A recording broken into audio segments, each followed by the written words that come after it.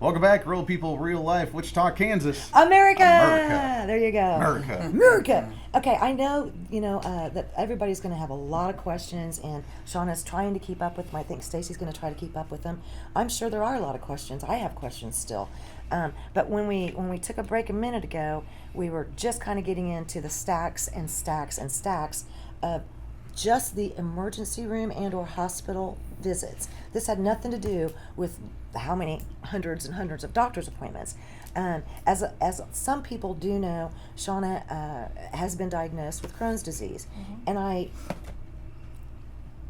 personally had never seen anybody with Crohn's until I met Shana. Okay, so that was kind of a new thing for me. When she was at Wesley Hospital here, not a month or so ago, when she got out, she was so swollen. She looked like, I still have a picture. She looked like she was probably 6 months. 6 to 8 months pregnant, and that was just, and she was just there was no color. I mean, and she was so sick, And they basically said, okay, well, you don't have anything that could kill other people, so you can go now. Still the craziest thing I've ever seen, but 50 some medications that she was put on at various hospital stays, correct? Okay, and some of those medications more than likely did make things worse, right?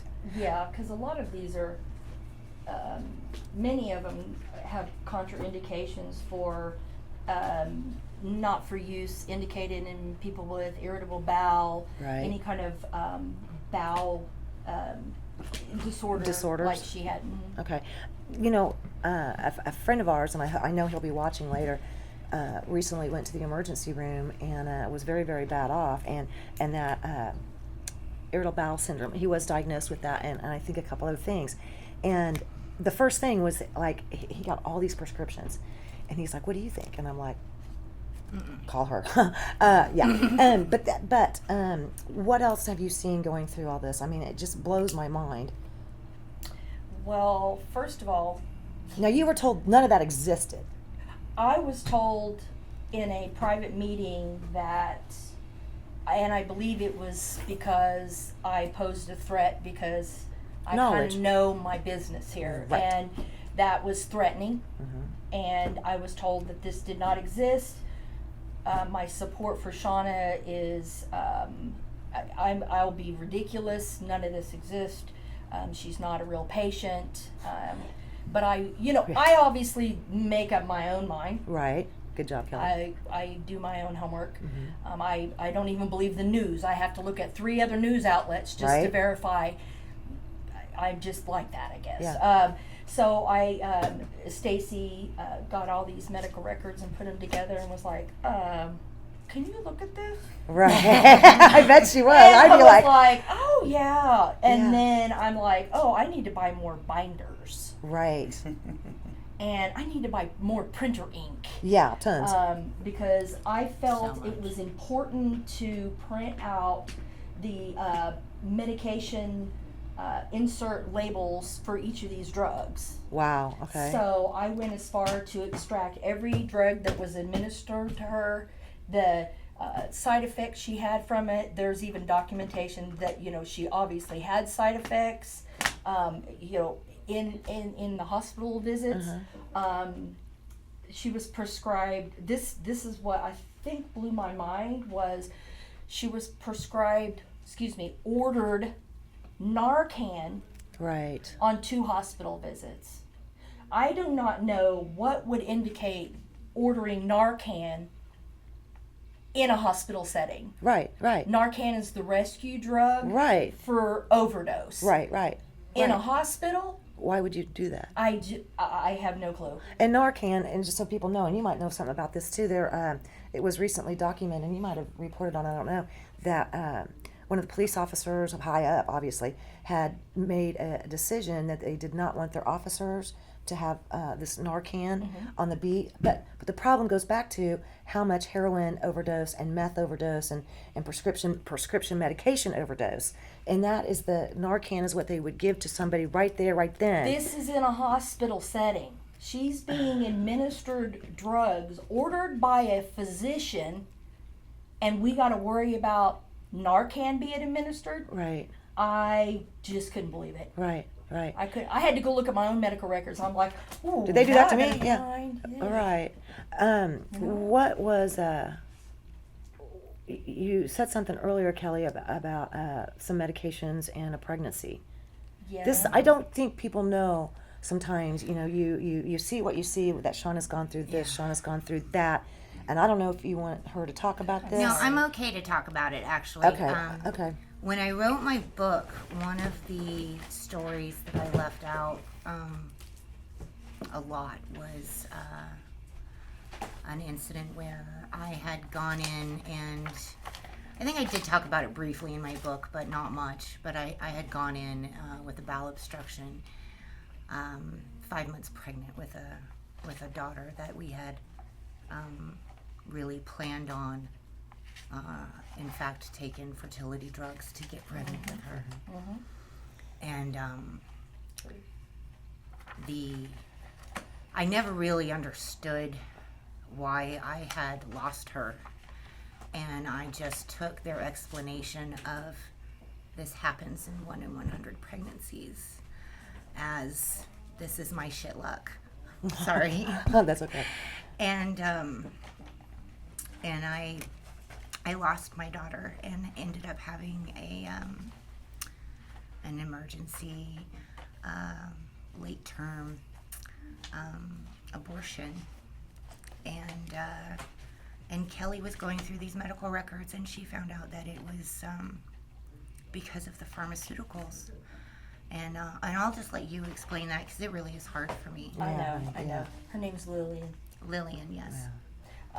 When I went through this, what really struck me, all these yellow tabs are Zofran, and Stacy and I did just a Google search of Zofran lawsuits, and we found 3 class actions right when we brought it up, just like that. Wow. So this is a problem. Yeah. And what really struck me is I actually have an area highlighted I was prescribed that like candy. Oh yeah, look, I mean, I can't even, like, so many times. These are all yellow tab Zofran. Yeah. There was an area that I thought really was striking to me was she was counseled at one point by a nurse about the overuse of Zofran. And she was warned by a nurse in these medical records that this is a possibility that she could lose her baby. And she in the notes, she expressed her concern for her unborn child, and it's in here. Wow. And they still, this Zofran is prescription. Now, Yeah. understand that you are not administered this unless you're under the care of a physician. Right. This is straight negligence. Yeah.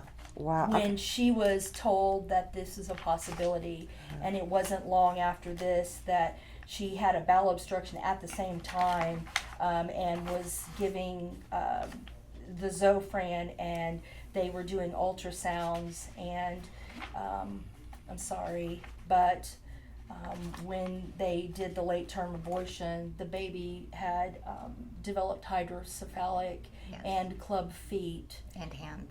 and hands, and that is the class action lawsuit for Zofran is infants born with hydrocephalic club feet. So You see, somebody's asking, is Narcan standard on hospital crash carts? Does anybody know?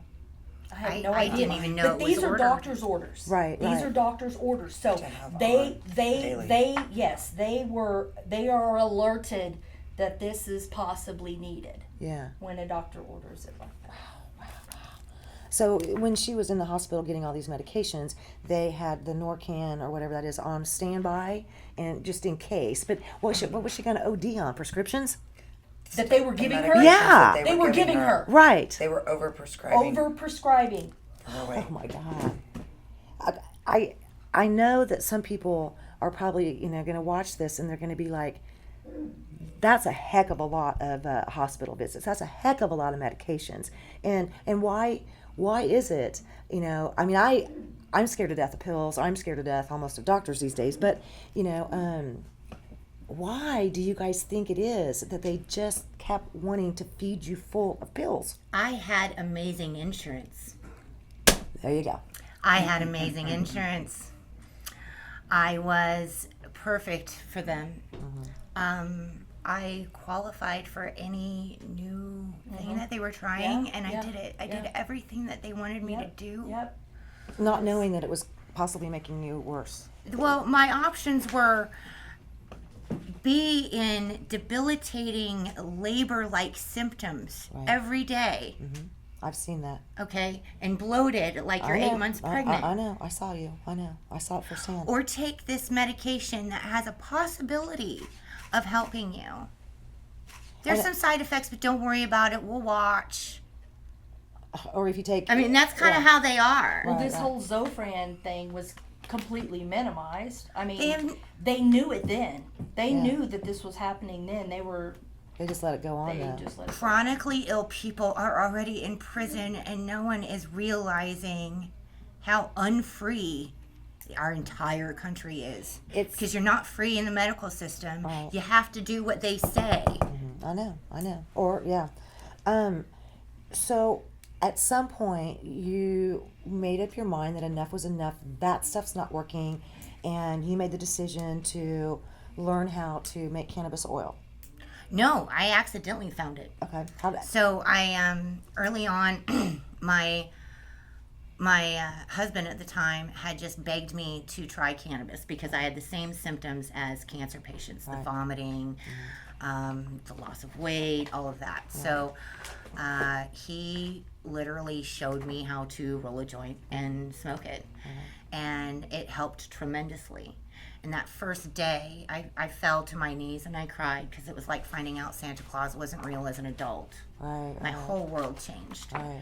And at that point, I decided, how do I defend myself? Yeah. Because I'm not going to stop. Right. I'm not going to stop this. Right. That has helped me so much better, Yeah. longer, further than any pharmaceutical I'd ever been given. And you were given a ton.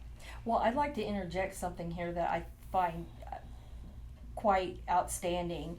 Documented in her medical records, not long after she lost the baby, she got pregnant again. And Thank God. she actually says in her medical records that she used cannabis for the nausea and whatnot. And the doctor says her Crohn's disease has been well controlled during pregnancy, and the infant's ultrasounds have looked fine. Yeah. Okay. So yeah. People don't understand or realize that when I was pregnant with my daughter, I was a drug child. I was a dare child. So when I got pregnant with my daughter, I had not been using cannabis for very long. And I wanted to get pregnant with her. We had fertility drugs. And so I didn't use cannabis when I was pregnant with her. And that was the only thing different. So when I lost her, I started using cannabis again to heal from that surgery, heal from the pain of losing her. And I continued to use cannabis, and I was able to get pregnant with my youngest son. Right. He was adorable, by the way. And I used cannabis the entire pregnancy. He's alive today because I used cannabis And not all those pills. and not all of those pills. So that comes right back to, again, the title of your book, Live Free or Die. There are patients, I get a little irritated sometimes that people, oh, you just want to get high, you just want to, whatever. There's there's obvious medical proof, and people will want to fight till the cows come home on that fact alone. But there are patients all over, and if they are receiving benefits, I don't see why we have to have this issue, legally speaking. When you go back to California, what are they doing and what are they saying in California as far as, because this happened to Shana in Kansas, and Shana is going to be moving out of Kansas to a state where she can take cannabis and will not have to go to prison for that. But when you get back to California, what do the law enforcement, these young guys and gals that are getting into law enforcement, because that's what they really want to do. They're driven, I think, to do what they do.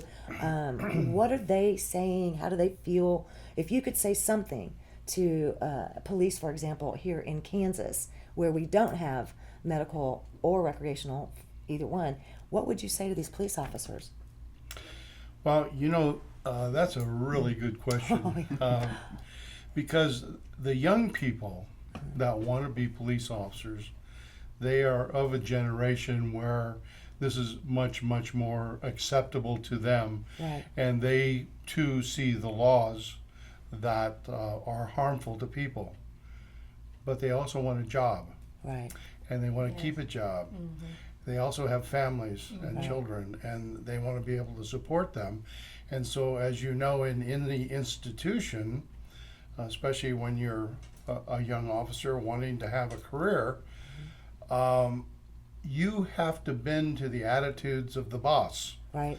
And if the boss is a hardcore prohibitionist, you are going to have to try to function in that environment. And if the boss says, I want 5 marijuana arrests a month, it's against the law in Kansas, and I want that law enforced, and that officer sees, oh, I'm going to get a pat on the back, and I'm going to be able to promote because I produce what the boss wants produced. Quotas. You're not going to change the system. What you need is to change the attitude of the boss. Right. And that means reform. You need to find chiefs of police who are progressive, Right. who understand humanity, who understand compassion, who understand and will listen to people like Kelly, Right. and will listen to people like Shana, and really think outside of their cultural box Right. and change the culture. And that's very tough. You look at California. When did California first pass the medical marijuana ordinance? Over 22 years ago. Right. And yet we still have very eager, the town I live in, Long Beach, still aggressively go after even medical marijuana patients. Really? And yes, because there's a culture. There's a culture of enforcement. And if somebody, now they have to accommodate the law, but there's gray areas. And in new law, we find our way. Right. And they do not accept the spirit of the law. If they can find that exception and bust this guy and get their number, and the prosecutor can get their number, they do it. And they lied to do it. And they stretch. I just went through a case. They charged a man with manufacturing oil, but they said he's manufacturing honey oil. Well, honey oil is made with butane, and to make it at home, it's extremely dangerous. Homes have blown up. It's very dangerous. Right. They charged this guy with making honey oil, and the experts, the officers, sat there and said, that honey oil. Well, it was, if you were really an expert, like Shana, Right. if you see red oil, you say, Yeah. that's indica that's produced in my little vaporizer that I just took a felony for because I had that vaporizer. I'm off point here, but this was a deep green. If you produce honey oil, it's a honey oil color. It's a honey Right. color. Yeah. But the district attorney took it to trial, took it to a 23-member grand jury, Wow. and during the grand jury presentation elicited the term honey oil 80 times in order to get this man indicted for manufacturing honey oil. Tricks. And the officers lied about this guy copying out to manufacturing honey oil because he said to them, I'm a marijuana patient, that is Simpson oil, and I didn't manufacture it, somebody else made it for me, and I bought it and it's legal for me to possess. Well, those experts said that's honey oil. The laboratory came in and said it has THC. Well, of course it has THC. But the laboratory and the prosecutor didn't ask the lab, well, did you test to see how it was manufactured? They never asked that question. they never gave the jury that information. So by omission, the prosecutor was complicit in the perjury of the officers. Perjury either by saying I'm an expert and not being one, Right. or perjury by knowing that it wasn't honey oil but called it honey oil. So he was indicted, went through 2 years of a mess like Shana, and finally was able to raise enough money to get a decent lawyer, get outside of the public defender system. Yeah. And the first thing the lawyer said was, let's get that test done. So they got the judge to do what they call a split. They send the split over, that they send the order over to the police laboratory. Police laboratory says, we are not equipped to run that test. We can't tell you how that was manufactured. So your officers only called it honey oil because that was their opinion, or that's what they wanted to lie about. Because at the end of the indictment, the district attorney said to the 23 jurors who were uneducated, unlike the people of Garden City today, Yeah, they got a big education. the district attorney summed up by saying, ladies and gentlemen, this is more than just medical marijuana. This is more than this man having a prescription letter from a doctor. This is honey oil. This is manufactured in a manner that's very dangerous. This man is a threat to his community because it can be wiped out in one large explosion. That kind of Yeah. bravado, that kind Right. of testosterone, so that I can get my indictment, you Right, see. yeah. And then this man had lived in my town of Long Beach for over 35 years. He owned his own home. And they pushed for $75,000 bail for a man who'd lived there, owns his own home. Yeah. Where's he going to go? Right. Yeah. Now, the lab can't do it. So the attorney goes back to the judge and says, I found a lab that can do it. Give me a split. So the judge gave him the order. They go back to the police department to get the split. Police department says, no, we're not going to give you that. Well, this is a court order.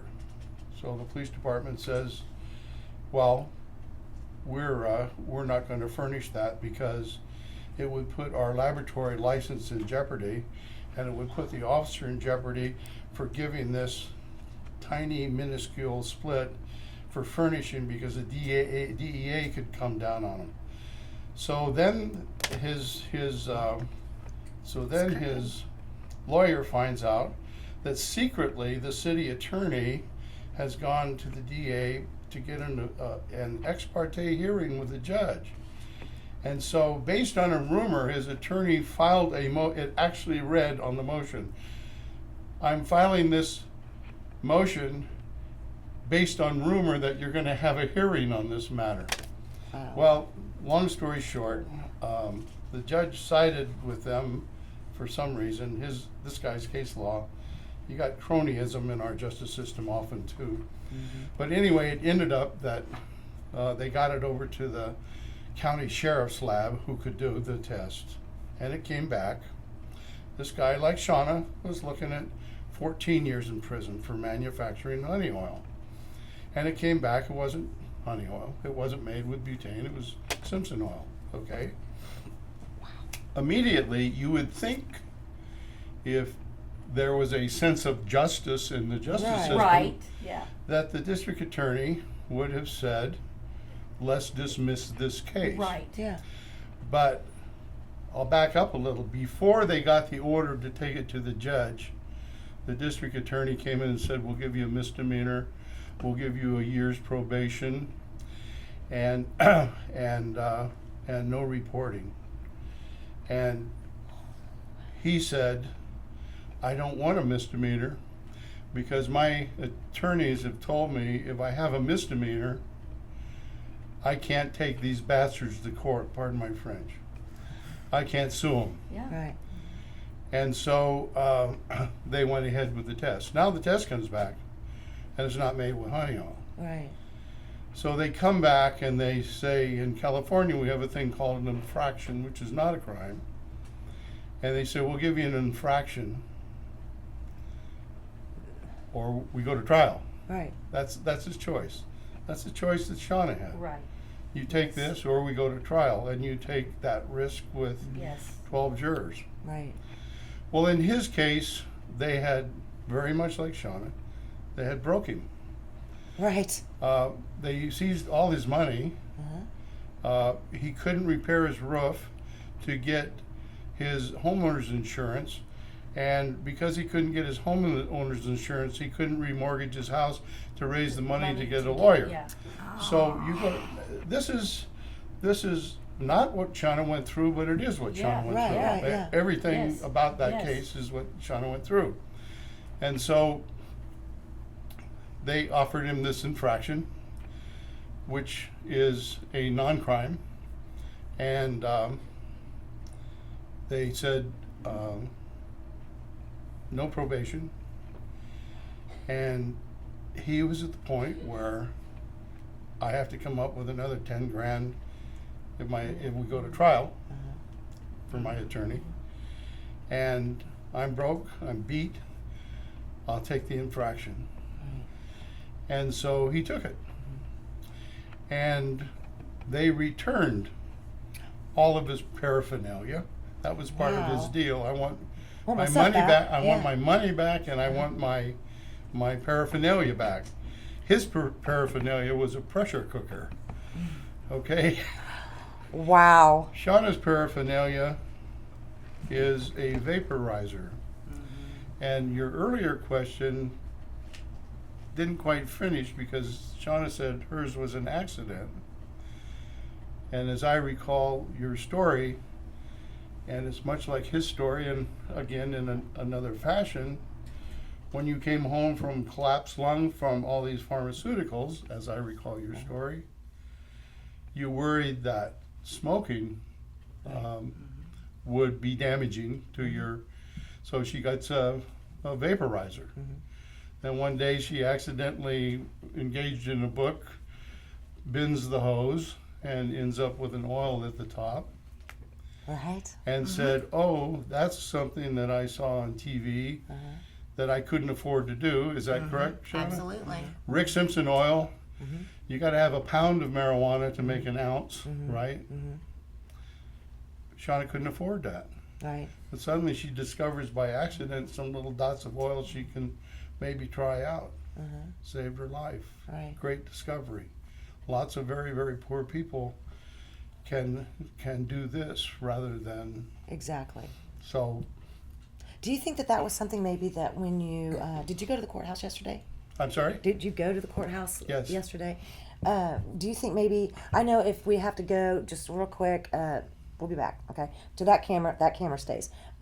Did you feel that maybe, the judge and or the prosecutors were like, man, I don't even want to go here. I mean, I can't even imagine just with that much medical.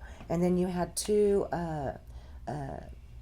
I would say well-respected doctors that were also giving testimony to the medical benefits of the plant. Okay, how did you guys feel, the judge and the prosecutors? What was your takeaway from that yesterday? What did you think? I guarantee that both prosecutors gave themselves some high fives and